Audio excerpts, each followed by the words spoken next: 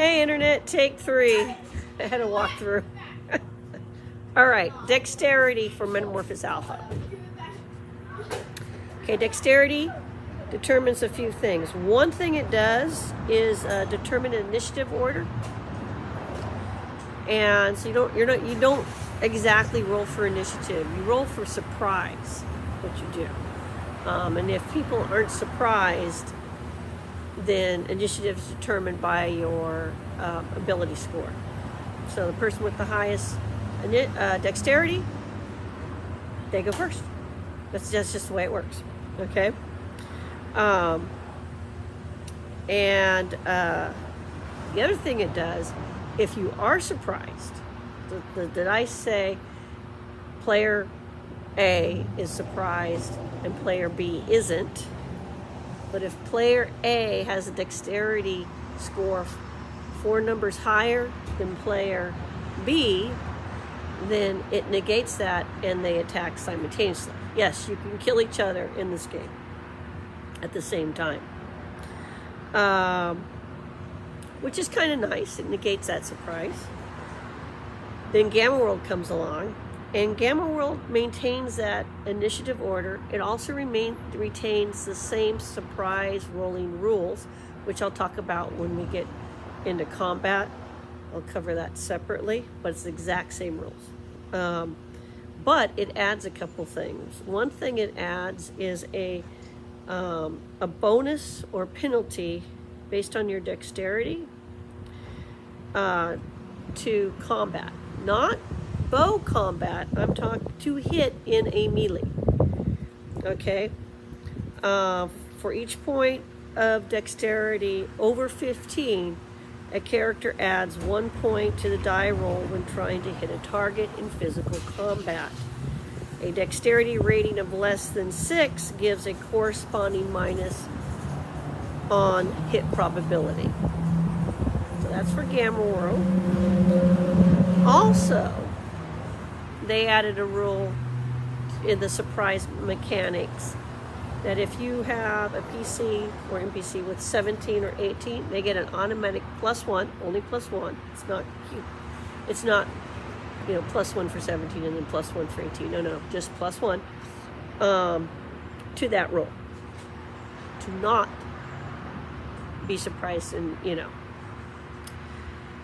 So, that's interesting.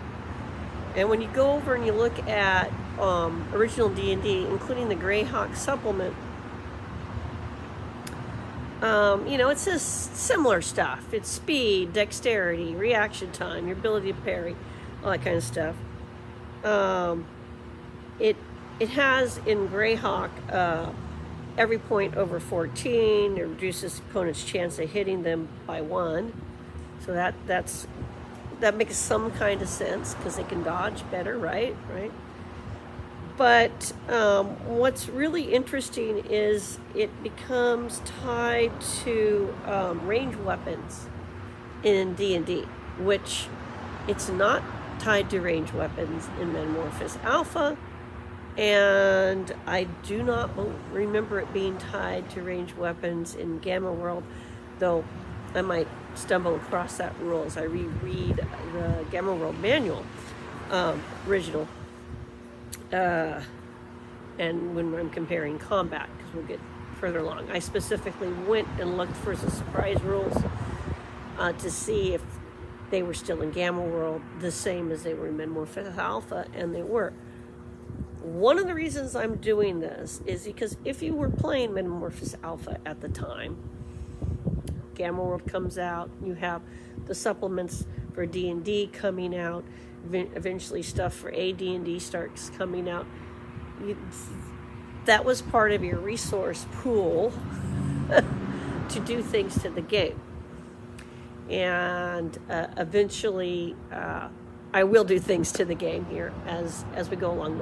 We're going to look at it at the bare bones, because we're talking back in the day, they didn't make these tomes until later, until AD&D came out, and original rules for most games were rather bare bones, and they were bare bones on purpose, to give you, the DM, judge, referee, game master, big cheese, head honcho, the chance to do a good amount of adding in what you wanted,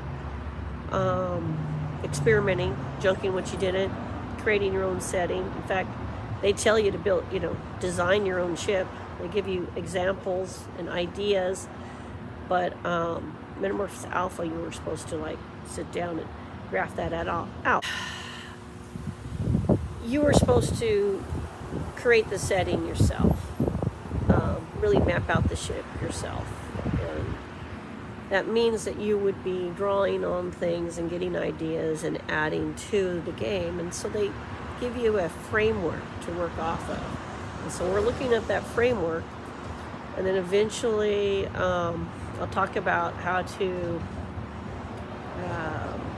they've got some sample characters in here, and we'll do terrible things to the sample characters to understand the combat and action rules better, and how monsters couldn't kill them and whatnot.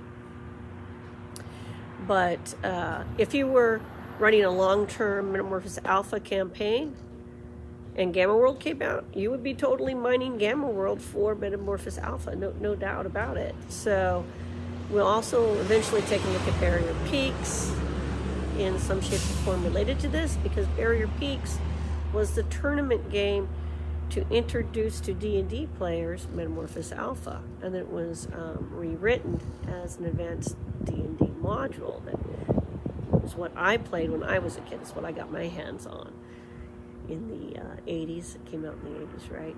Yeah, I think so. I'll have to go look.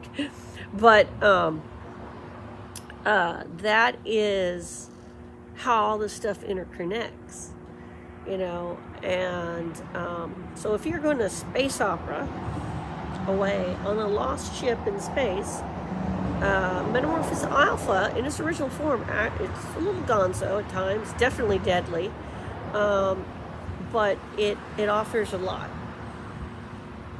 And I'm getting text messages because people don't know why I'm outside, so I guess I better go back inside. But everybody have a great day. This will post tomorrow. Peace. So when you get it, tomorrow is the day you're getting it. And everyone have a good day. Bye. Oh, like, subscribe, comment.